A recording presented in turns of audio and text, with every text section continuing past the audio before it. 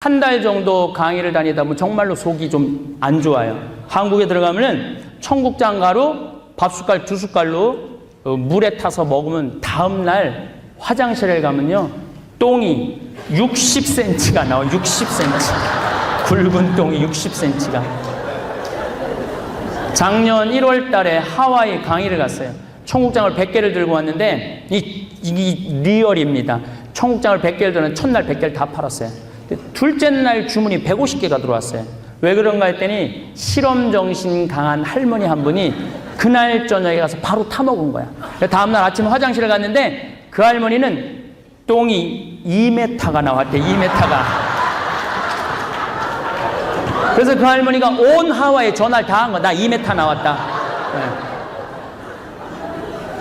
사실 저는 강원도 평창에 농사지로 들어간 이유 중에 하나가 우리 농촌 살리려고 들어갔어요. 첫 해 콩을 50가마를 쏘서 팔았는데 작년에는 1,300가마를 쏘서 팔았어요.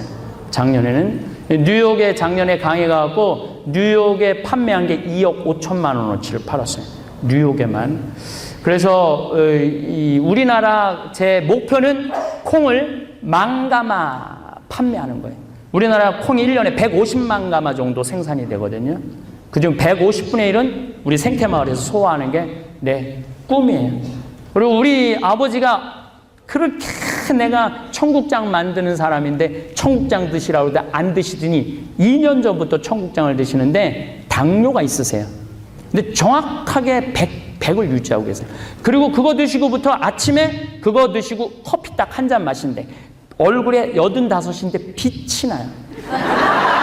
그래서 여러분들 한국에 가셔갖고 중절모를 쓸고 얼굴에 빛이 나는 잘생긴 할아버지가 있으면 그분이 우리 아버지예요. 그분이 우리 아버지예요. 네. 그래서 아버지가 이렇게 좋은 게 어디 있느냐고. 네, 그래서 이제 우리 판매액이 너무 많이 올라가기 때문에 평창군청에서 연락이 왔어요. 신부님 세금 안 내면 감옥에 갑니다. 그래서 이제 세금을 내는 지금 작업을 지금 하고 있어요. 여러분들 항상 나라를 건진 건 누구예요? 백성이에요. IMF 때 우리나라를 건진 건 누구예요? 대기업 하는 사람들이 건졌나요? 백성들이 뭐 모아서 건졌죠? 금 모았어요. 그때 여러분들 모아진 금이 얼마였느냐면 22억 달러였어요. 22억 달러. 달러는 하나도 없었고 원자재는 사갖고 들어와야 되고 어떻게 국민들이 금을 모아갖고 원자재 사는 나라한테 뭐라고 그랬어요? 우린 달러는 없으니 금은 어떻겠느냐. 그때 금 싫어하는 나라가 어디 있었어요? 금 좋아. 그 금 받고 원자재 들여와서 싼 가격에 수출해서 일어난 거예요. 그렇다면 지금 이 대기업들이 우리 모든 피로 지금 은행이고 기업이고 다 살려준 건데 515조라는 어마어마한 돈이 있는데도 이걸 싸놓고 안 풀고 있는 거예요. 그러니까 이 나라가 그때나 지금이나 달라진 게 하나, 백성을 귀하게 여기지 않는 거죠. 그런데 지금 한국은 어쨌든 5,000년 역사 이래 우리 지금 한민족이 가장 최고의 호황을 누리고 있어요. 이 관념, 백성을 귀하게, 이건 예수님의 사고예요. 예수님의 가장 중요한 사고 방식이에요. 이 백성을 귀하게 여겨야 된다는 걸 우리 모든 한민족이 깨닫지 않는다면은 우리나라는 이 최고의 호기를 다시 놓칠 거라는 거죠. 근데 그 현상이 지금 우리 사회 곳곳에서 일어나고 있는 게 너무 안타까워요. 어쨌든 우리 모든 백성들은 1등을 못하면 사람 취급 못 받는다. 이게 머릿속에 박혀 있어요. 그래서 1살서부터 30살까지 뭐를 해야 돼? 1등을 하려고 죽어라고 공부를 해. 그러니까 죽어라고 공부하는 1등도 불행하고 1등이 못 되는 꼴등도 불행한 거예요. 여러분들 작년에 강남에서 48살 먹은 우리나라 명문대학 나온 한 가장이 44살 먹은 부인 14살 된 딸 8살 난 딸 사건 여러분들 알고 계세요? 근데 이 가장은 11억짜리 서초동의 아파트에 살고 있었어요. 주식을 해서 5억을 날렸어요. 그럼 6억이 남아있죠? 그렇죠. 그런데 부인 통장에는 3억이 있었어요. 9억이 있었어요. 본인 진술이에요. 내가 오늘 비행기 안에서 또 읽고 왔어요.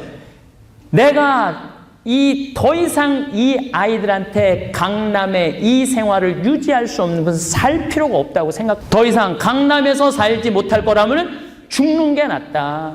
강남에서 살지 못할 거라면. 여러분들 그 9억을 가지고 우리 강원도 평창으로 왔다면, 우리 평창에 강이 내려다 보이는 강이 내려다 보이는 기가 막힌 땅 한 평에 15만 원이에요. 300평 산다고 쳐도 4,500만 원이에요. 그리고 30평 뭐 뽐나게 줘봐 1억 5천밖에 안 돼요. 그럼 2억이면은 정말 그림 같은 집, 거기다가 농사 200평이면 충분히 먹고 살 수 있고, 그리고 현찰 9억. 강원도 평창에 현찰 9억 가지고 있는, 7억 가지고 있는 사람 없어요. 얼마든지 내려앉으면 행복할 수 있는데 대한민국 사람들은 개성이 없는 거예요. 자기 맛이 없는 거예요. 자기 멋이 없는 거야. 그러니까 죽어라고 1등을 하고 1등을 못하면 사람도 아니란 이 의식 속에 우리의 불행이 시작되는 거죠. 1살서부터 30살까지 안 행복해. 그럼 30살서부터 60살은 행복하냐? 여러분들 대한민국에서, 여러분들은 여기, 제가 한국에서도 말해요. 여러분은 여기 잘 오셨어요. 물론 여기 먹고 살기 힘든 거 있어요. 한국에서는 더 힘들어요. 한국에 오보시면요, 여러분들 더 힘들어요. 한국은 얼마나 먹고 살기가 힘든데요. 그러니까 한국에 돌아가지 마세요. 네. 여기서 그 똑똑한 능력 마음껏 발휘하시는 게, 그게 애국하시는 거예요. 한국의 30살서부터 60살은 헬리콥터 맘이라는 게 있어요. 뱃속에서부터 애 가르치죠. 태어나서 계속 애한테 붙어있죠. 유치원 따라다니면서 밤새서 줄 서서 애 유치원 보내죠. 초등학교 따라다니면서 관여하죠. 학원 저녁까지 끌고 다니죠. 중고등학교 따라다니면서 시험 입시까지 다 따라다니죠. 헬리콥터 뱅글뱅글. 헬리콥터는 마음이야. 대학도 따라다니면서 교수한테 학점 안 나오면 얘 취직하는데 어려운데 이 학점 더 내놓으라고 그러고 덤비고, 군대도 따라가고 우리 애 왜 이러느냐고 그러고 계속 그러죠. 회사 취직을 해도 회사 상사한테 가서 따진다는 거예요. 우리 애 왜 이러느냐고. 그러니까 자기 인생은 없는 거예요. 오로지 자식 인생밖에 없는 거예요. 자식 인생. 한국에 여러분들 기러기 아빠가 40만 명이에요. 40만 명. 한국의 기러기 아빠가. 그래서 초등학교 때부터 떠나보내면은 대학원까지 20년 동안 한 달에 500에서 1000만 원을 보내야 돼요. 우리 인생은 없는 거야. 오로지 자식 교육이야. 신부님은 장가를 안 가서 우리 마음을 모른다고. 이 자식 교육처럼 중요한 게 어디 있느냐고. 내 인생 최대의 약점이 장가 안 간 거예요. 여러분 30살부터 60살은 뭐 해야 되는 나이냐면 자아 실현해야 되는 나이예요. 자아 실현. 자기의 능력을 발휘해야 되는 나이예요. 자식한테 모든 걸 바쳐야 되는 나이가 아니고 자기의 능력을 발휘하는 나이야. 자아 실현이라는 게 뭐예요? 이 물은 여기 지금 왜 와 있어요? 내가 강의할 때 목이 마려우면 마시라고 와 있는 거 아니에요? 근데 내가 지금 1시간 동안 바빠갖고 마셨어, 안 마셨어요? 안 마셨죠? 얘 지금 자아 실현 한 물이야, 자아 실현 안 한 물이에요? 여기 앉아갖고 안 했죠? 자기가 쓰임이 돼야지 그게 자아 실현이에요. 네, 잠깐 자아 실현 좀 해주고.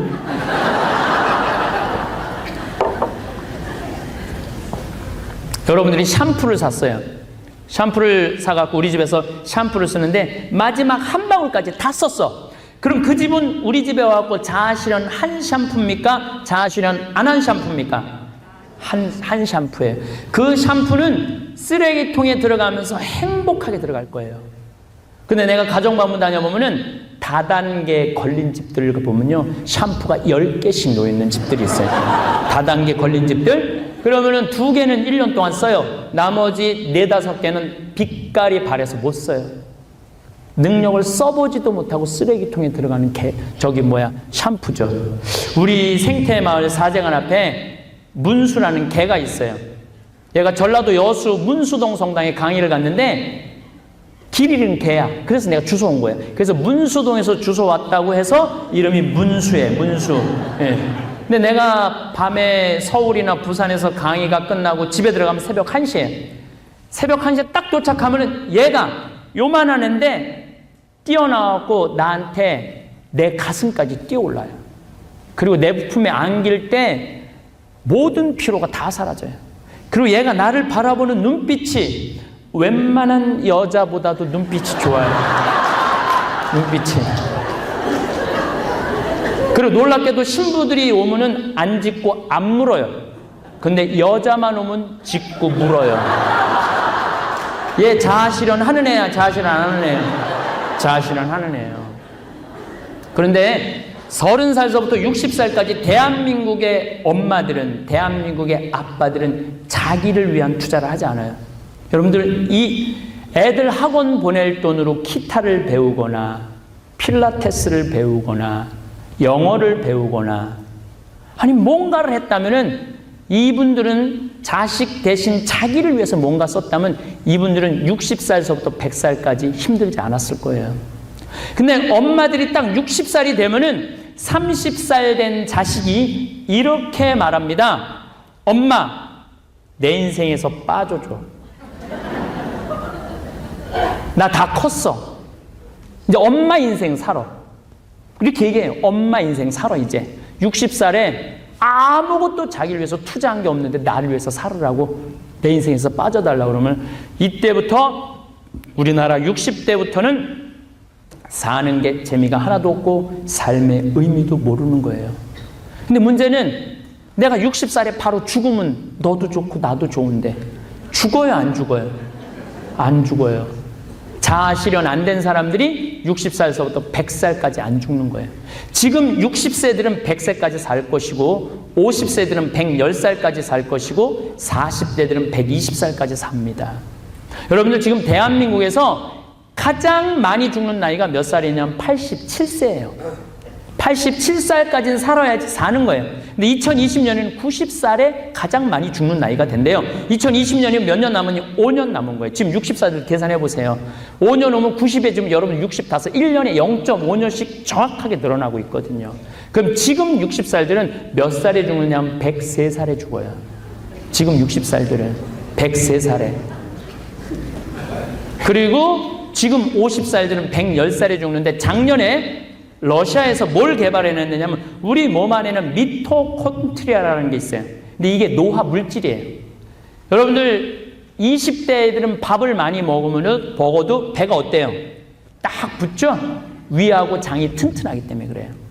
위하고 장이 튼튼하기 때문에. 그런데 50살이 되면 노화 물질이 몸 안에 퍼지기 시작하면서부터 위하고 장이 기능을 안 해요. 먹어도 소화도 못하고 흡수도 못해요. 그래서 50대 된 아줌마들 보면 배를 보면 어때요?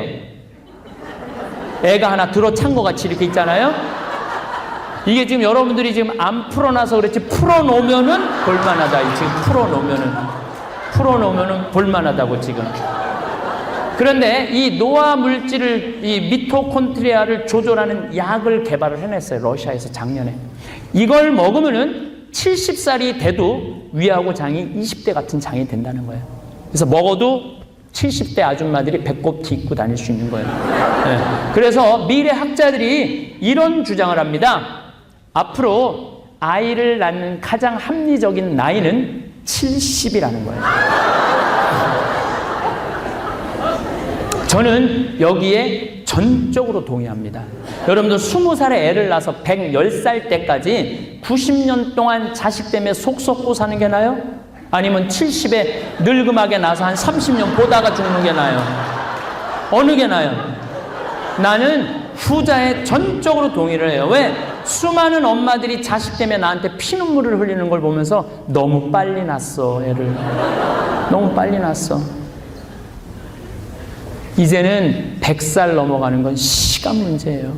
100살 넘어가는 거는. 그럼 그 많은 시간 동안 무엇을 하고 살 것이냐? 이건 큰 숙제예요. 5년 전에 우리나라 100살 이상이 1,800명에서 5년 전에 여자가 1,700명, 남자가 100명. 여자들이 안 죽어요. 여자들이. 그런데 작년에 우리나라가 100살 이상이 13,400명이에요. 그런데 올해 15,000명으로 올라섰어요. 올해 15,000명. 이게요, 상상을 초월할 정도의 빠른 속도로 올라가고 있어요. 90살에서 100살은 13만 4천명, 이제 14만 명이죠. 80에서 90살은 97만 명. 그래서 80살이 100만 명이 넘어요, 지금 대한민국이. 70에서 80살은 270만 명. 그래서 65세 이상이 몇 명이냐면 650만 명. 우리나라 초등학교들이 270만 명인데 한국에 가보면 여러분들 애 하나에 할머니 셋이 싸고 돌아다니고 있어요. 애 안에 할머니 셋이 싸고 돌아다닌다니까요. 또 할머니들이 어서 유모찬 주석 유모차를 밀고 온 세상을 다 돌아다녀요, 지금 대한민국 보면. 그런데 더 기가 막힌 건 뭔지 아세요? 55년생부터 63년생들이에요. 이 710만 명이에요. 55년생부터 63년생들 한번 손들어보세요. 64년생들까지 한번 손들어보세요. 이 폭탄 중에 상폭탄이라는, 폭탄 중에 상폭탄이에요, 상폭탄. 왜냐하면 이 세대는 마지막으로 효도할 세대고 이제는 효도를 받지 못할 세대예요. 이 세대는. 그러니까 죽어라 열심히 부모님 공경하고 자식은 효도가 뭔지도 모르는 자식하고 사는 세대예요.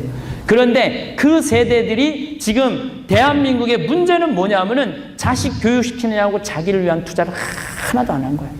하나도 안 한 상태에서 노년을 맞이하는 거예요. 하나도 안 한 상태에서. 그러니까 60에서 80살까지는 어쨌든 괜찮아요. 60에서 80살까지는 80살부터 문제가 생기는 거예요. 80살서부터. 80살만 되면은 오래는 데도 없고 갈 데도 없는 거예요. 오로지 뒷방에 앉아 있는 거예요. 오로지 뒷방에. 이 80살 넘은 분들 특징이 뭐냐면 하루에 한 번도 안 웃어요. 근데 그건 아무 문제도 아니에요. 일주일이 돼도 한 번도 안 웃어요. 그것도 아무도 문제 80에서 90, 10년 동안 한 번도 안 웃어요. 10년 동안 한 번도 안 웃는 90대 할머니들의 얼굴을 보면 어떤 얼굴을 하고 있냐면 이러고 있는.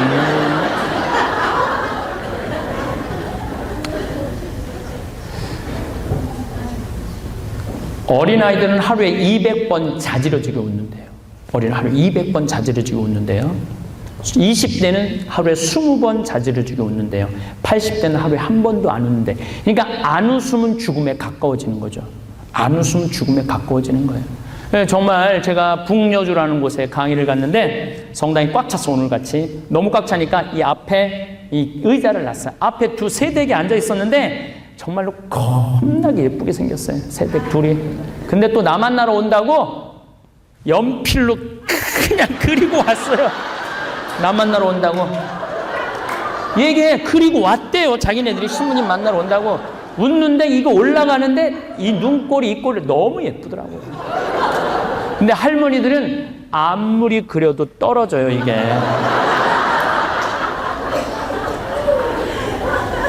그래서 저는 80대 된 분들, 지금 60대 된 분들은 어떤 생각을, 해만 뜨면 집을 나가야 돼요. 5년 전에 1,800명이 넘으면서 의사들이 기가 막힌 일을 했어요. 그 100살 넘은 분들 다 찾아갔어요. 물어봤어요. 어떻게 100살이 넘도록 이렇게 건강하냐고. 그분들 똑같은 말이 뭐냐면 해만 뜨면 집을 나간다는 거예요. 집에 안 있는다는 거예요. 무조건 나가 돌아다녀요. 무조건. 그러니까 건강하게 살 수 있다는 거예요. 그러니까 여러분들도 무조건 해만 뜨면 나가. 그냥 나가. 그리고 여기 돈 많잖아. 예. 뉴욕도 가고 파리도 가고 토론토도 가고 LA도 가고 돌아다니세요. 돌아다닐 수 있을 때까지 돌아다닐 수 있을 때까지 돌아다니는 분들은 죽을 때 어떻게 죽는지 아세요? 지쳐서 죽어요.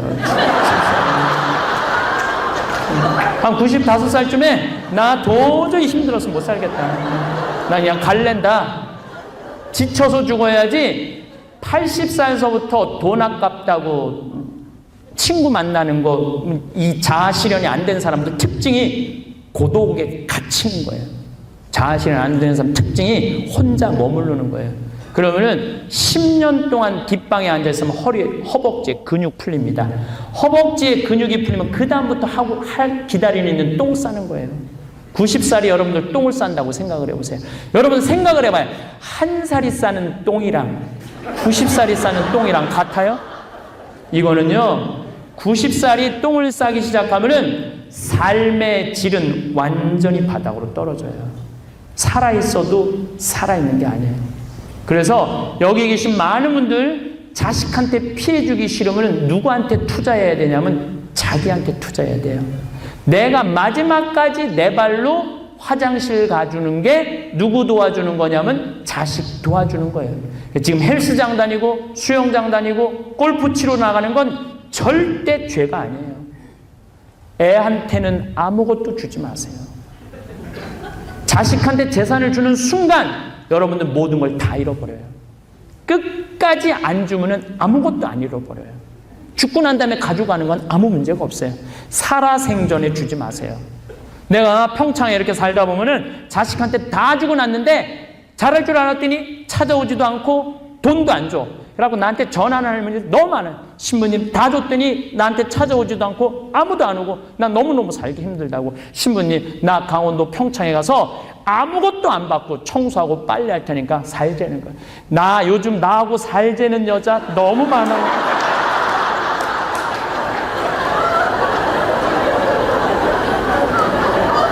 내가 직접 받은 전화예요. 85살 먹은 할머니인데 70살에 아들이 5천만 원이 있었대요. 할머니는 2억짜리 집에 살고 있었대요. 근데 아들이 엄마를 꼬시기 시작을 해요. 엄마, 나 아파트 분양받고 싶은데 어차피 그 돈 나한테 올 거 아니야? 내가 아파트 분양 받아갖고 편안한 데서 어머니 잘 모실 테니까 그 2억을 달라고. 이 할머니는 그때 이런 생각을 했대요. 내가 살면은 얼마나 사나? 아들이 아파트 분양하겠다는데 이거를 내가 지키겠다는, 그게 양심이 허락지 않았던 거죠. 그래서 그 집을 팔고 아들 아파트 분양하고 들어가서 살기 시작을 했어요. 여러분들 나이를 먹어갖고 자식이 내 집에 들어와서 사는 거랑 내가 자식 집에 들어가서 사는 거는 하늘과 땅 차이예요. 자식이 들어와서 살면 마음에 안 들면 나가라고 그러면 돼요. 근데 내가 자식 집에 들어가고 자식이 마음에 안 들면 내가 나가야 돼요. 이거는 하늘과 땅 차이예요. 근데 막 하는 경우 사람들이 그걸 몰라요. 근데 내가 살면 얼마나 사나 했더니 83살까지 안 죽더래요. 83살까지 안 죽는데 거의 70살이나 83살이나 차이가 없어요. 10년 차이는 차이가 없습니다, 여러분들. 근데 나이를 먹으면 먹을수록 뭐가 더 필요하죠? 돈이 더 필요해요. 그래서 아들한테 이 할머니는 아들아 2억을 줬으니까 내가 500만 원이 필요하니 500만 원만 만들어줘라. 2억을 줬다는 생각을 가지고 있는 할머니가, 그랬더니 아들이 그날 이후부터 2년 동안 말을 안 하더래요. 그날 이후부터. 나는 그 아들 마음을 100분 이해합니다. 이 아들이 엄마하고만 살아요? 며느리하고 살잖아요. 자기 아내하고 살잖아요. 그럼 맨날 밤마다 아내가 뭐라 할 것 같아요? 당신 엄마를 택하든지 나를 택하든지 하라고. 안 그래도 그렇게 스트레스를 받고 있는데 이 상황 파악 안 된 엄마가 500만 원만 달라고 그러니 이 아들이 엄마하고 얘기하고 싶겠어요?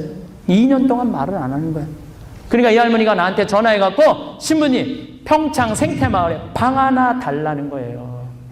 우린 피정집인데 할머니 이 피정이 꽉, 우린 1년이 꽉 차거든요. 1년이 꽉 차서 할머니한테 방을 드릴 수가 없습니다. 무슨 소리냐고. 신부님 방송 보면은 우리 노인들 마음을 제일 잘 이해하는데 내가 아무것도 안 받고 거기 가서 청소하고 빨래할 테니까 방 하나 내달라는 거예요. 85살 먹은 할머니가 알몸으로 와서 나오고 살겠다는 거예요. 알몸으로. 그래서 내가 할머니한테 그랬어요. 할머니 우리는 피정집입니다. 노인 요양시설이 아닙니다. 성격은 분명해야 되니까. 그래서 할머니를 드릴 방이 없습니다. 그러니까 신부님은 방송 강사 중에 우리나라 노인들 마음을 가장 잘 이해하는 것 같더니 막상 통화를 해보니까 신부님이나 내 아들이나 다를 바가 하나도 없다 이거야. 전화를 딱 끊어서 할머니가, 나도 전화기를 내려놓으면서 사무실에 앉아서 전화를 받았으니까 내가 우리 직원들한테 이렇게 말했어요. 아니 자기 속으로 난 자식하고도 못 살면 나하고는 살아? 못 들었죠? 나하고는 살아? 여러분들 자식하고 못 살면 그걸로 끝이에요. 아니 자식하고 살 생각을 하지 말아야죠. 자식하고 살 생각을 하지 말아야죠. 이제는 자식하고 사는 시대는 끝난 거예요. 이제 내 인생의 주인공은 누구예요?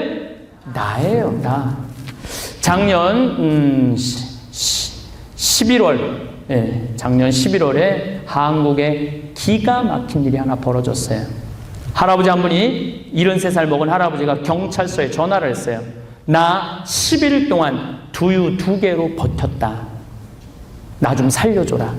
그래갖고 경찰이 가보니까 문이 잠겼어.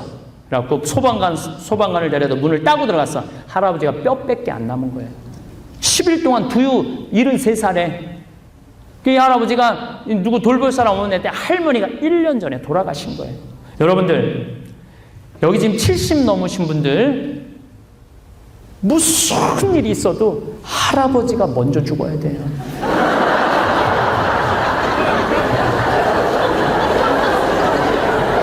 할머니가 먼저 죽으면 안 돼요. 그러니까 여기 계신 할아버지는 누구한테 잘해야 돼? 할머니한테 무조건 잘해야 돼요. 할머니가 살아 있어야지 여러분들은 의미가 있는 거예요. 할머니 돌아가시는 순간 여러분들의 존재는 반토막이 나는 거예요. 어떤 금술 좋은 할머니 할아버지가 한 집에 살고 있었어요. 근데 그날따라 목욕을 하고 저녁을 맛있게 차려 먹고 저녁에 이 둘이 침대에 딱 누웠어. 그랬더니 할머니가 여보 영감 이렇게 깨끗이 씻고 맛있게 먹고 이렇게 침대에 누우니까 우리 신혼 생각난다. 당신 생각나? 당신 신혼 때 이렇게 맹랭하지 않았어. 당신 신혼 때 내 손 꼭 잘 때마다 잡아줬던 거 생각나? 할아버지가 가만히 생각해 보니까 참 자기도 무심하게 사는 생각도 들고 손을 잡아줘야 될 것 같아. 할머니 손을 싹 잡아줬어요.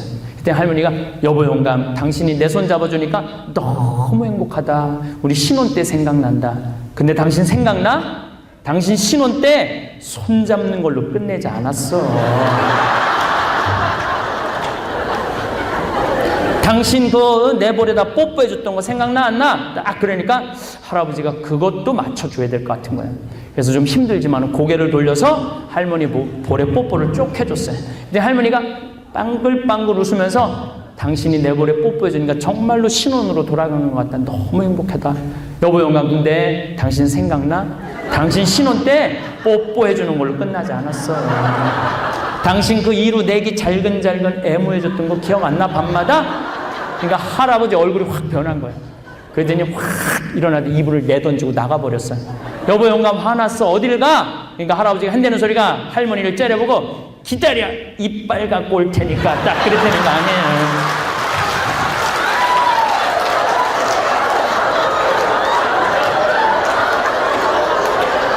그런데 그 할머니가 1년 전에 돌아가신 거예요. 이 할아버지. 그런데 딸이 하나 있었는데 딸은 교통사고 나고 인사불성이 된 인사불성 교통사고 나서. 근데 이 할아버지 아무도 돌볼 사람이 없는 줄 알았더니 3층짜리 빌딩을 갖고 있었어요. 한 달에 165만 원 월세가 들어오는데 그 빌딩에 4평을 달아서 폐지를 모으고 살고 있었던 거예요. 이 할아버지는 버는 법은 배웠는데 쓰는 법을 못 배운 거죠. 지금 대한민국에 수많은 60, 70, 80대들이 버는 법은 배웠는데 쓰는 법을 몰라요. 몰라도 너무 몰라요. 몰라도 너무 몰라요. 요즘 한국에는 인터넷에 여러분들 무슨 모임 있는 줄 아세요?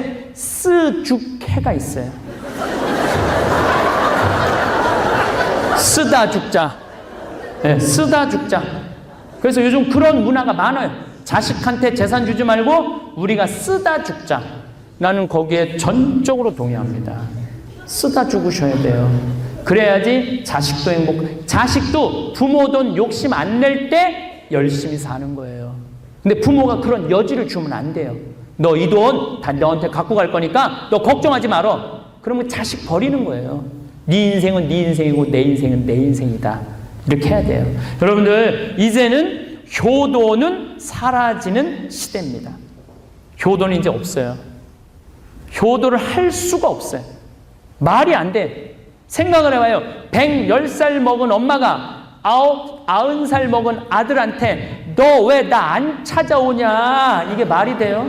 90살도 힘들어 죽겠는데 언제 110살 먹은 엄마 찾아가요? 자기 지금 자기 하나 건사하기도 힘든데 이젠 자기 인생 자기가 사는 거예요. 효도를 할 수 없는 시대예요. 하고 싶어도 못하는 시대예요. 계산상 안 맞아요. 20년만 키우면 20년만 얻어먹는 걸로 끝내야 돼요. 제가 항상 하는 얘기지만 우리 어머니 아버지가 저를 고등학교 3학년 때까지 기가 막히게 키워주셨어요. 정말 저는 사랑을 많이 받고 자란 사람이에요. 구김이 없이 자란 사람. 내가 너무너무 감사한 것 중에 하나예요. 근데 신부가 돼서 보니 어머니 아버지가 너무 고맙잖아요. 은혜를 갚으리라. 내 신부 첫 활동비가 46만 원이었는데 어머니 2만 5천 원, 아버지 2만 5천 원 용돈 드렸어요. 내 인생에 가장 잘한 일은 20년 동안 단 한 달도 안 빠지고 어머니 아버지 용돈 드린 거예요. 그런데 계산 끝난 지 4년이 지났어요. 갈 생각을 안 해. 아버지 85, 어머니 83살인데 너무 정정하세요. 제가 보니까 100살까지는 무난할 것 같아요. 그러니까 20년 투자하고 40년 받아먹는 거예요. 40년. 이게 말이 안 되잖아요. 아니 20년을 투자했으면 20년만 먹어야지. 50년, 60년까지 이제 받아먹게 생긴 거예요. 그냥 이런 계산은 이제 없는 거예요. 그래서 자식을 키우는 걸로 끝나고 내 인생의 책임은 내가 지는 거예요. 그래야지 좋은 관계로 끝까지 가요. 이제는 효도는 없고 사랑만 남아있는 시대예요. 내가 자식을 얼마나 사랑으로 키웠느냐에 따라서 늙은 자식이 나를 찾아오느냐 찾아오지 않느냐가 결정됩니다. 저는 우리 어머니도 사랑하지만 아버지를 참 많이 사랑해요. 아버지가 너무너무 좋은 사람이에요. 내 인생의 최고의 행운 중에 하나는 아버지를 잘 만난 거예요. 우리 아버지는 어렸을 때 추억이 너무 많았어요. 가재 잡으러 다니고 메뚜기 잡으러 다니고 깨구리 잡으러 다니고 가을 이 들녘에 웅덩이 가을 논에 웅덩이 물 같이 퍼내고 미꾸라지 잡고 참 행복했어요. 우리 아버지는 초등학교 때 시험만 끝나면 짜장면을 사주셨어요.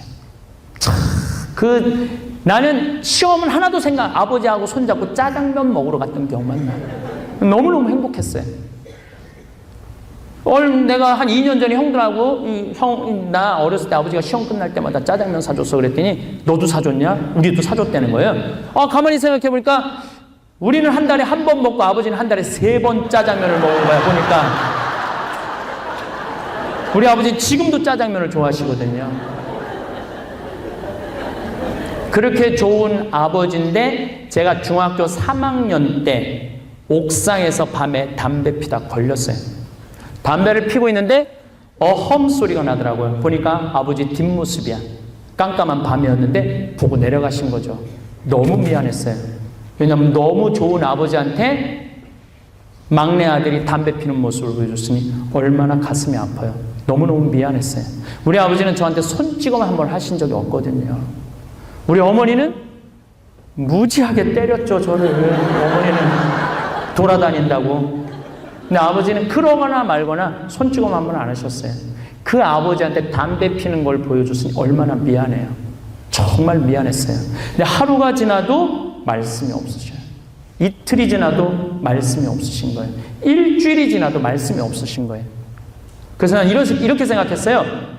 깜깜해서 못 보셨구나, 다행히. 근데 2주일 후에 누나가 막내야, 얘기 좀 하자 그러더래. 그래, 너 담배 피니? 그러더라고. 그래서 나 담배 펴워. 아버지가 너 건강도 안 좋아. 제가 이제 건강이 안 좋아갖고 중학교 2학년, 3학년 학교를 안 다녔거든요. 학교 안 다니는 할 일이 뭐가 있어요? 옥상에 올라가고 담배나 피고 앉아있는 거지 맨날. 네. 건강도 안 좋은데 담배 끊었으면 좋겠다고 아버지가 전해달라고 그러더라. 그때 내가 이렇게 느낀 감동은 정말 어떤 가르침보다도 큰 감동이었어요. 그러니까 아버지는 나한테 큰 산이죠.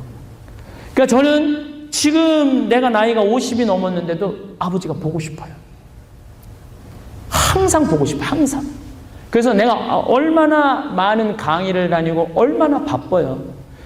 아버지를 만날 시간이 안 나오는 거 도저히. 그러면은 수원이나 서울이나 인천이나 그 근처에 강의를 가게 되면은 반드시 전화를 해요. 아버지, 나 그 근처를 지나가니까 아버지하고 밥 먹고 싶다고. 아버지하고 밥을 먹으면 너무너무 행복해요. 전 정말로 시간 남은 수원 가서 여자 안 만나요. 아버지 만나지. 여자 만나는 것보다 아버지 만나는 게 훨씬 행복해요. 그래서 이 마음 안에 시간이 가면 갈수록 아버지에 대한 애정이 더 쌓여요.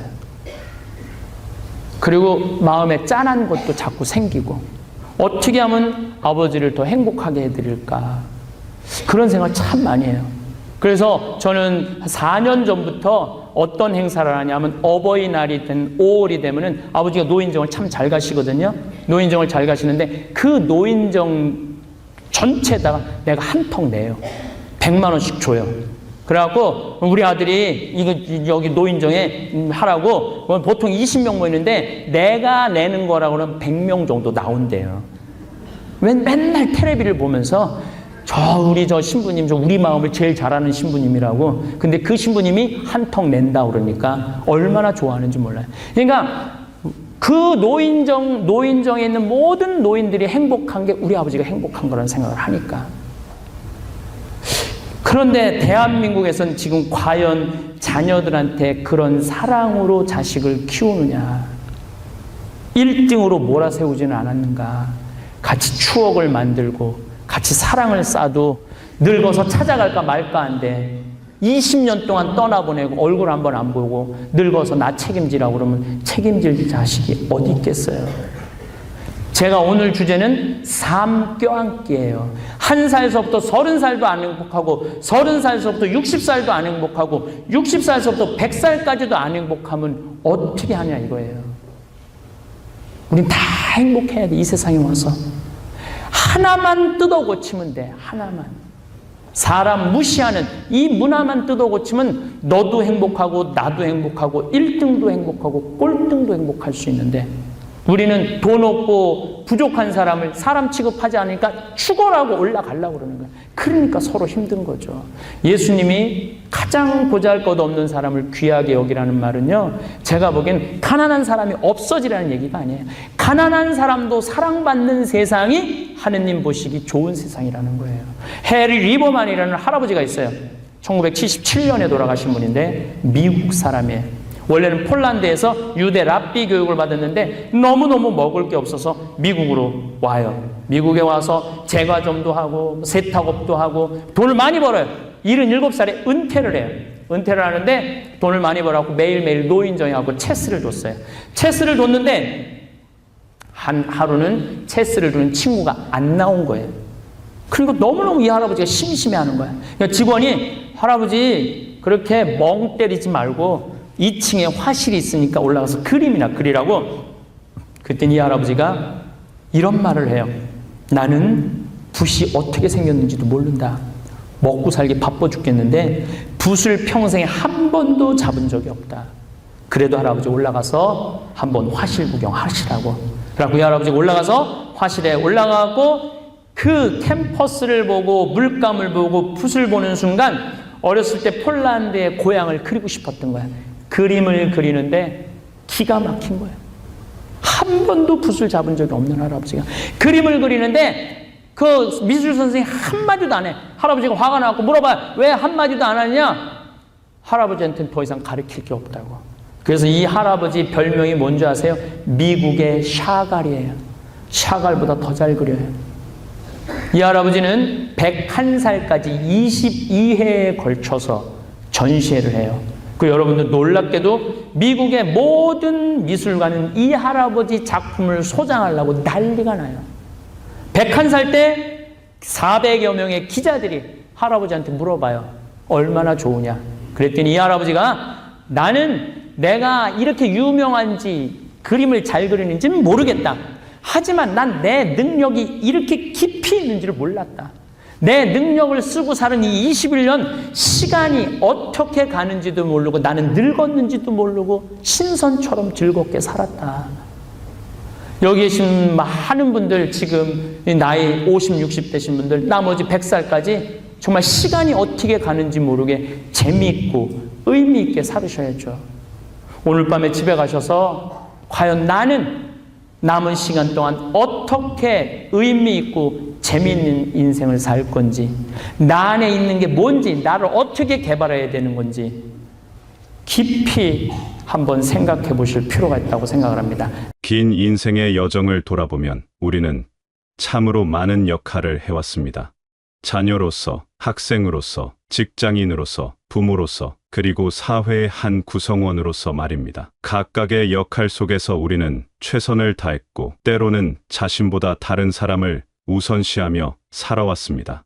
그것이 우리가 배운 삶의 방식이었고, 그렇게 사는 것이 옳다고 여겨왔습니다. 어린 시절부터 우리는 남을 위해 사는 것이 아름다운 삶이라는 가르침을 받았습니다. 부모님을 위해, 형제를 위해, 가족을 위해, 그리고 결혼 후에는 배우자를 위해, 자녀를 위해 살아왔습니다. 이런 삶의 태도는 분명히 아름답고 가치 있는 것이었습니다. 하지만 그 과정에서 우리는 정작 가장 중요한 한 사람을 잊고 살았습니다. 바로 나 자신을 말입니다. 젊은 시절에는 시간이 무한정 있는 것처럼 느껴졌습니다. 나중에 언젠가는 나를 위한 시간이 올 것이라고 생각했습니다. 자녀들이 다 클 때까지, 직장에서 은퇴할 때까지, 경제적으로 안정될 때까지 우리는 끊임없이 나중에를 기다렸습니다. 하지만 그 나중에는 좀처럼 오지 않았습니다. 한 가지 문제가 해결되면 또 다른 문제가 생겨났고, 한 가지 책임이 끝나면 또 다른 책임이 뒤따랐습니다. 하지만 이제 인생의 황금기에 접어들면서 우리는 근본적인 질문을 던져야 합니다. 나는 과연 누구를 위해 살고 있는가? 아니, 더 정확히 말하면 나는 언제쯤 나를 위해 살 수 있을까? 질문을 말입니다.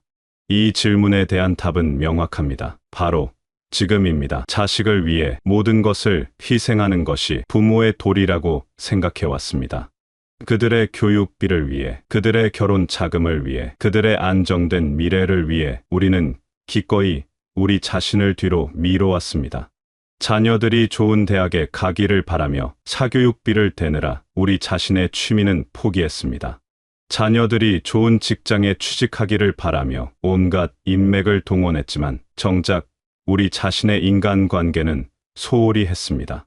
자녀들이 결혼하여 안정된 가정을 꾸리기를 바라며 혼수와 결혼 자금을 마련하느라 우리 자신의 노후 준비는 미뤄왔습니다. 그러나 진정한 사랑이란 무엇일까요? 자식에게 모든 것을 주는 것이 사랑일까요? 아니면 스스로 행복한 부모의 모습을 보여주는 것이 사랑일까요? 심리학자들의 연구에 따르면 부모가 자신의 삶에 만족하고 행복해할 때 자녀들도 더 건강하고 행복하게 성장한다고 합니다. 반대로 자신을 희생하며 불행해하는 부모를 보고 자란 자녀들은 죄책감을 느끼고 자신의 행복을 추구하는 것에 대해 죄스러워하게 됩니다. 철학자 아리스토텔레스는 행복은 인간의 최고선이라고 했습니다. 그리고 그 행복은 다른 사람을 위한 것이 아니라 바로 자신을 위한 것이어야 한다고 말했습니다. 이는 이기적인 말이 아닙니다. 자신이 행복해야 다른 사람도 행복하게 만들 수 있다는 깊은 진리를 담고 있습니다. 마치 비행기에서 산소 마스크를 먼저 자신이 쓴 후에 다른 사람을 도와야 한다는 안전 수칙과 같습니다. 우리가 자신을 위해 돈을 쓰고 시간을 투자하는 것은 사치가 아닙니다. 그것은 인생의 마지막 장을 아름답게 써내려가기 위한 필수적인 투자입니다. 그동안 미뤄왔던 여행, 배우고 싶었던 취미, 만나고 싶었던 사람들과의 시간, 읽고 싶었던 책들, 보고 싶었던 영화나 연극, 이 모든 것들이 이제는 사치가 아니라 당연한 권리가 되었습니다. 어떤 분들은 이제 와서 나를 위해 산다는 것이 가능할까? 라고 의문을 가질 수 있습니다. 하지만 나이가 들었다고 해서 새로운 시작이 불가능한 것은 아닙니다. 오히려 이제야 진정한 자유를 얻었다고 볼 수 있습니다. 직장에서의 스트레스, 육아의 부담, 사회적 성공에 대한 압박, 이런 것들로부터 비교적 자유로워진 지금이야말로 진정한 자신의 모습을 찾아갈 수 있는 시간입니다. 자식들은 언젠가 자신들의 길을 걸어가게 됩니다. 그들에게는 그들만의 인생이 있고 그들만의 행복이 있습니다. 우리가 그들의 인생을 대신 살아줄 수는 없습니다. 그렇다면 우리도 우리만의 인생을, 우리만의 행복을 추구해야 하지 않을까요? 독일의 철학자 쇼펜하우어는 인생은 욕망과 권태 사이의 진자 운동이라고 했습니다. 젊은 시절에는 욕망을 추구하느라 바빴다면 이제는 권태를 피하고 진정한 만족을 찾아야 할 때입니다. 그리고 그 만족은 다른 사람을 위한 희생이 아니라 자신을 위한 투자에서 나옵니다. 이제는 당당하게 말할 수 있습니다. 나는 나를 위해 살겠다고. 그리고 그것이 가장 아름다운 노년의 시작이라고 말입니다. 이것은 이기심이 아니라 성숙한 인간으로서의 자연스러운 권리입니다. 집이라는 공간은 우리에게 안락한 편안함을 주는 소중한 곳입니다. 오랜 세월 동안 우리의 보금자리가 되어준 집은 추억이 깃든 특별한 장소입니다. 하지만 그곳만이 우리 삶의 전부가 되어서는 안 됩니다. 특히 노년에 접어들면서 집 안에만 머물러 있다면 우리는 세상이 주는 무수한 기쁨과 감동을 놓치게 됩니다. 은퇴 후 많은 분들이 집에서 보내는 시간이 늘어납니다. 아침에 일어나서 신문을 보고 텔레비전을 시청하고 집안일을 하고 낮잠을 자고 이런 일상이 반복되다 보면 점점 세상과 멀어지게 됩니다. 처음에는 편안함을 느낄 수 있지만 시간이 지날수록 무료함과 고립감이 찾아옵니다. 프랑스의 철학자 가스통 바슐라르는 집은 인간의 내면적 안식처라고 했지만 동시에 진정한 삶은 집 밖에서 펼쳐진다고도 했습니다. 집은 휴식을 취하고 에너지를 충전하는 곳이지만 진정한 삶의 활력은 바깥 세상과의 만남에서 생겨납니다. 마치 씨앗이 토양에서 영양분을 얻지만 햇빛과 공기를 만나야 꽃을 피우는 것과 같습니다. 아침 일찍 일어나 동네 공원을 산책하며 만나는 새로운 하루의 시작은 얼마나 상쾌한지 모릅니다. 새들의 지저귐, 나무들의 푸른 잎사귀, 상쾌한 아침 공기, 이 모든 것들이 우리에게 새로운 에너지를 줍니다. 산책을 하다 보면 비슷한 시간에 운동하는 이웃들과 자연스럽게 인사를 나누게 되고 때로는 짧은 대화를 나누기도 합니다. 이런 작은 만남들이 우리의 하루를 밝게 만들어줍니다. 문화센터에서 새로운 친구들과 함께 배우는 서예나 요가는 또 다른 기쁨을 줍니다. 처음에는 낯선 환경이 어색할 수 있지만 같은 관심사를 가진 사람들과 함께 하다 보면 금세 친해집니다. 서예를 배우면서 먹을 갈고 붓을 잡는 그 순간의 집중력, 한 획 한 획 정성스럽게 써 내려가는 그 과정에서 느끼는 평온함. 이런 경험들이 우리의 내면을 풍요롭게 만듭니다. 도서관에서 조용히 책을 읽으며 보내는 오후의 시간도 소중합니다. 젊은 시절에는 바빠서 읽지 못했던 책들을 이제야 천천히 읽어볼 수 있습니다. 역사책을 읽으며 그동안 몰랐던 사실들을 알게 되고 철학책을 읽으며 인생에 대해 새로운 통찰을 얻고 소설을 읽으며 다른 사람의 삶을 간접적으로 경험해 봅니다. 독서는 우리의 정신을 젊게 유지하는 가장 좋은 방법 중 하나입니다. 봉사활동을 통해 느끼는 나눔의 기쁨은 또 다른 차원의 행복을 줍니다. 경험과 지혜가 풍부한 우리가 사회에 기여할 수 있는 방법은 무수히 많습니다. 어린이들에게 책을 읽어주는 활동, 독거노인들을 위한 식사 봉사, 환경보호 활동, 지역사회 행사 도우미, 이런 활동들을 통해 우리는 여전히 사회의 유용한 구성원이라는 자부심을 느낄 수 있습니다. 이 모든 것들이 우리 삶에 새로운 의미와 활력을 불어넣어 줍니다. 매일이 새롭고 매일이 기대되는 삶을 살 수 있게 됩니다. 집에서만 보내는 단조로운 일상에서 벗어나 다채로운 경험을 쌓아갈 수 있습니다. 움직이는 것은 단순히 신체적 건강을 위한 것만이 아닙니다. 그것은 정신적, 감정적 건강을 위한 것이기도 합니다. 새로운 사람들을 만나고 새로운 경험을 하고 새로운 것을 배우는 과정에서 우리의 뇌는 계속해서 자극을 받고 활성화됩니다. 이것이 바로 활동적인 노화의 핵심입니다. 뇌과학자들의 연구에 따르면 뇌는 나이가 들어도 계속해서 새로운 신경 연결을 만들어낼 수 있다고 합니다. 이를 뇌의 가소성이라고 하는데 새로운 활동과 학습을 통해 이 가소성을 유지하고 향상시킬 수 있습니다. 즉, 나이가 들어도 새로운 것을 배우고 도전할 수 있다는 것입니다. 사회학자들의 연구에 따르면 사회적 활동에 적극적으로 참여하는 노인들이 그렇지 않은 노인들보다 더 오래 살고 더 행복하게 살며 치매와 같은 질병에 걸릴 확률도 낮다고 합니다. 이는 우연이 아닙니다. 이 인간은 본질적으로 사회적 동물이며 다른 사람들과의 관계와 상호작용을 통해 자신의 존재 의미를 확인하고 삶의 활력을 얻기 때문입니다. 또한 활동적인 노년은 자존감을 높여줍니다. 새로운 기술을 배우고 새로운 친구를 사귀고 새로운 경험을 쌓아가면서 우리는 나도 아직 할 수 있다는 자신감을 얻습니다. 이런 자신감은 삶의 질을 크게 향상시킵니다. 물론 처음에는 집 밖으로 나가는 것이 부담스럽게 느껴질 수 있습니다. 오랫동안 집에 머물러 있다 보면 외부 세계가 낯설고 어색하게 느껴지기 마련입니다. 사람들이 나를 어떻게 볼까? 내가 잘 적응할 수 있을까? 젊은 사람들과 어울릴 수 있을까? 등의 걱정이 앞설 수 있습니다. 하지만 이런 걱정들은 대부분 기우에 불과합니다. 세상 사람들은 우리가 생각하는 것보다 훨씬 따뜻하고 관대합니다. 특히 요즘은 고령화 사회가 되면서 노인들의 사회 참여에 대한 인식이 많이 개선되었습니다. 많은 기관과 단체들이 노인들을 위한 프로그램을 운영하고 있으며 나이와 상관없이 참여할 수 있는 활동들이 늘어나고 있습니다. 작은 걸음부터 시작하면 됩니다. 가까운 마트에 장 보러 가는 것부터 동네 한 바퀴 산책하는 것부터 그렇게 조금씩 활동 반경을 넓혀가면 됩니다. 처음에는 분 정도의 짧은 산책으로 시작해서 점차 시간을 늘려가는 것입니다.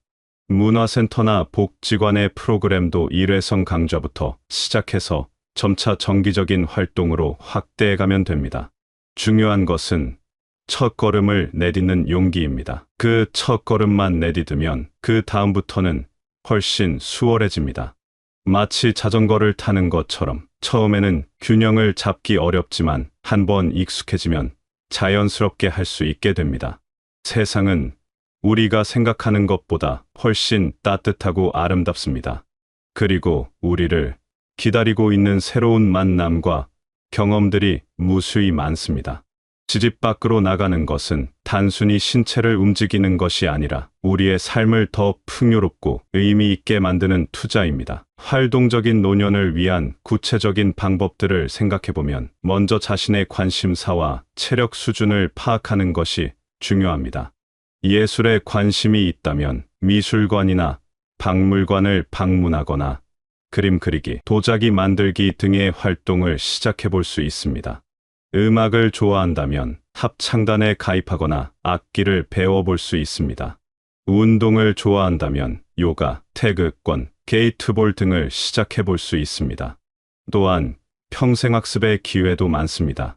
대학의 평생교육원, 구청이나 시청의 평생학습관, 도서관의 문화강좌 등을 통해 새로운 지식을 습득할 수 있습니다. 외국어 배우기, 컴퓨터 활용법 익히기, 역사 공부하기 등 다양한 분야의 학습 기회가 있습니다. 여행도 훌륭한 활동입니다. 혼자 떠나는 여행, 친구들과 함께하는 여행, 가족과 함께하는 여행. 각각 다른 매력이 있습니다. 멀리 가지 않더라도 가까운 곳에 명소나 맛집을 찾아다니는 것만으로도 충분히 즐거운 활동이 될 수 있습니다. 이 인생의 긴 여정을 함께 걸어온 배우자만큼 소중한 존재는 없습니다. 20살, 30살의 젊은 나이에 만나 서로를 사랑하게 되고 결혼이라는 약속을 통해 한평생을 함께 보내기로 다짐했던 그 사람이 바로 지금 우리 곁에 있습니다. 젊은 시절에는 일에 치이고 육아에 치이며 서로를 제대로 바라볼 시간이 없었을지 모릅니다. 남편은 가족의 생계를 책임지느라 밤늦게까지 일하고 아내는 아이들을 키우고 집안일을 하느라 하루 종일 바빴습니다.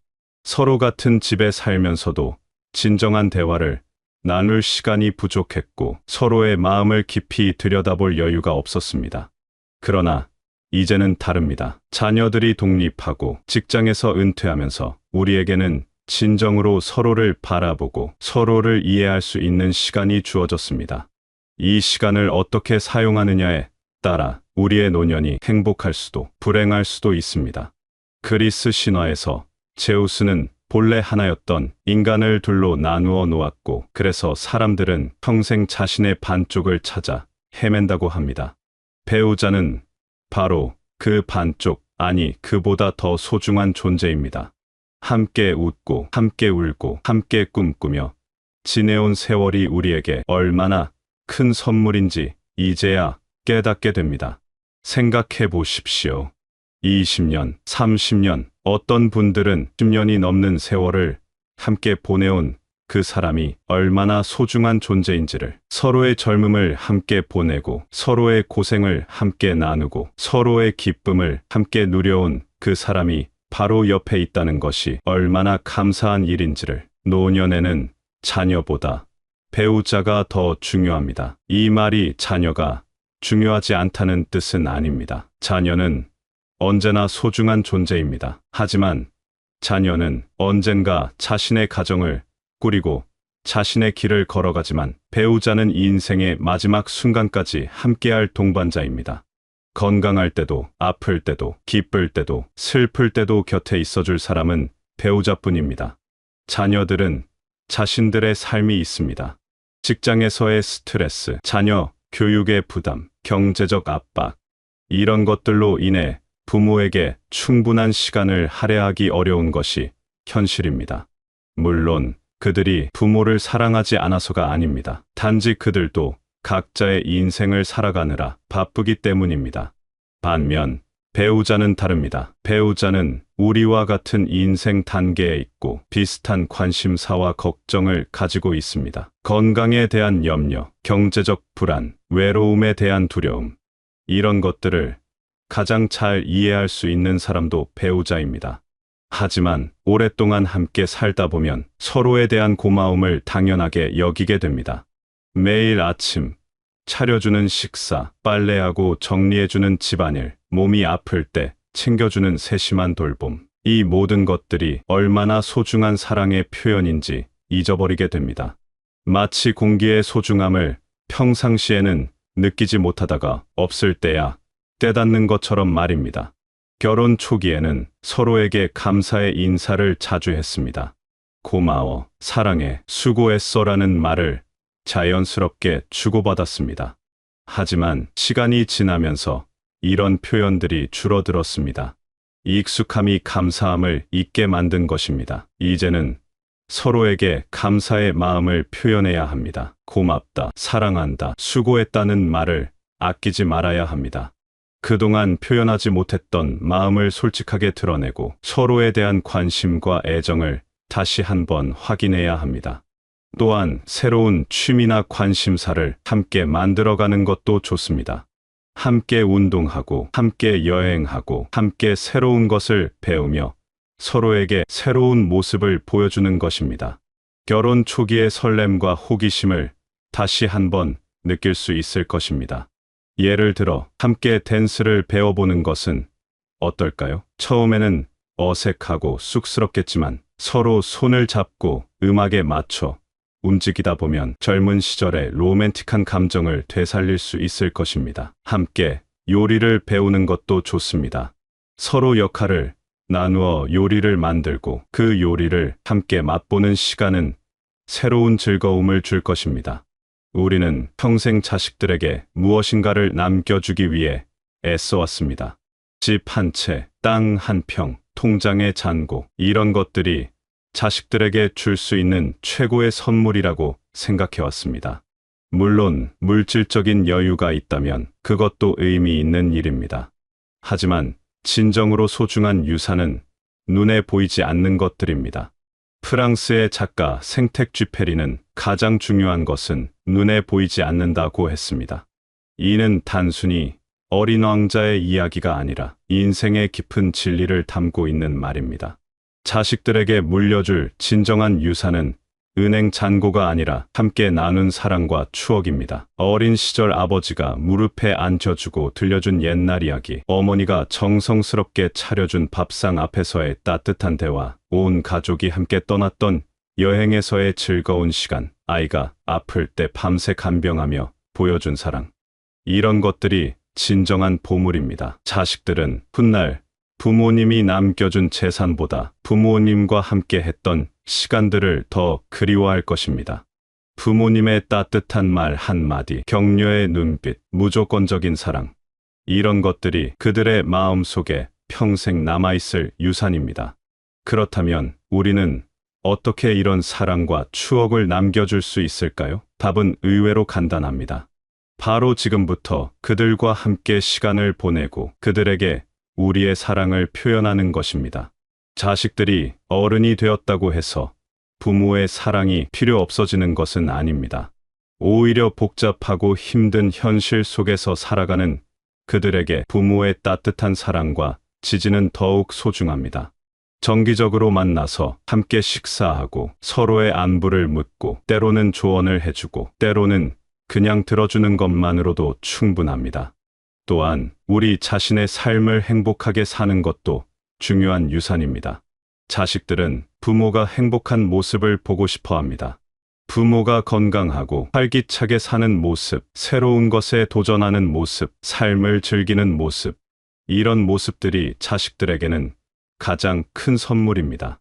우리가 우리 자신을 위해 투자하고 우리 자신의 행복을 추구하는 것은 이기적인 일이 아닙니다. 그것은 자식들에게 행복하게 사는 것 무엇인지를 몸소 보여주는 교육입니다. 자식들도 언젠가 나이가 들고 우리와 같은 고민을 하게 될 것입니다. 그때 우리가 보여준 삶의 태도가 그들에게 큰 지침이 될 것입니다. 결국 진정한 유산은 물질이 아니라 정신적인 것입니다. 사랑하는 마음, 긍정적인 삶의 태도, 어려움을 극복하는 지혜, 다른 사람을 배려하는 마음, 이런 것들이 자식들에게 물려줄 수 있는 가장 소중한 선물입니다. 이제 우리는 인생의 황금기를 맞이했습니다. 젊은 시절에는 미래를 위해 현재를 희생했지만 이제는 현재를 위해 살아야 할 때입니다. 과거를 그리워하거나 미래를 걱정하기보다는 지금 이 순간을 충실하게 살아가는 것이 중요합니다. 불교에서는 지금 여기를 강조합니다. 과거는 이미 지나갔고 미래는 아직 오지 않았습니다. 우리가 확실히 가지고 있는 것은 오직 현재뿐입니다. 그렇다면 이 현재를 최대한 의미 있고 행복하게 살아가야 하지 않을까요? 물론 나이가 들면서 여러 가지 어려움과 제약이 생깁니다. 건강이 예전만 못하고 체력이 떨어지고 때로는 외로움을 느끼기도 합니다. 하지만 이런 것들이 우리의 행복을 완전히 막을 수는 없습니다. 오히려 이런 제약 속에서도 행복을 찾아가는 것이 진정한 지혜입니다. 나이가 들어서야 비로소 알게 되는 것들이 있습니다. 무엇이 정말 중요한지, 무엇이 행복인지, 어떻게 살아야 하는지, 이런 것들을 이제야 깨닫게 됩니다. 젊은 시절에는 성공과 성취에만 매달렸다면 이제는 평화와 만족을 추구할 수 있습니다. 이 인생의 황금기는 단순히 나이가 많아진 것이 아니라 인생의 진정한 가치를 깨달을 수 있는 시기입니다. 경험과 지혜가 축적되고 인생의 우선순위가 명확해지며 진정으로 소중한 것들을 구별할 수 있게 됩니다. 이제는 당당하게 자신을 위해 살아도 됩니다. 자식들을 위해 희생하는 것만이 부모의 역할은 아닙니다. 자신의 행복을 추구하는 것, 자신의 꿈을 이루는 것, 자신을 위해 투자하는 것, 이 모든 것들이 이제는 당연한 권리가 되었습니다. 그리고 이런 삶의 태도가 결국 가족 전체의 행복으로 이어집니다. 행복한 부모를 보는 자식들도 행복해지고 서로를 아끼는 부부를 보는 가족들도 사랑을 배우게 됩니다. 우리의 행복한 모습이 주변 사람들에게 전해지고 그것이 또 다른 행복을 만들어가는 것입니다. 이 인생의 황금기는 끝이 아니라 새로운 시작입니다. 지금까지와는 다른 방식으로 더 자유롭고 더 행복하게 살아갈 수 있는 시간이 바로 지금입니다. 이 소중한 시간을 헛되이 보내지 말고 진정으로 의미 있고 가치 있게 살아가시기 바랍니다. 당신의 인생은 아직 끝나지 않았습니다. 아니, 이제야 진정한 인생이 시작되었습니다. 자신을 위해, 사랑하는 사람들을 위해, 그리고 이 아름다운 세상을 위해 오늘도 힘차게 살아가시기 바랍니다.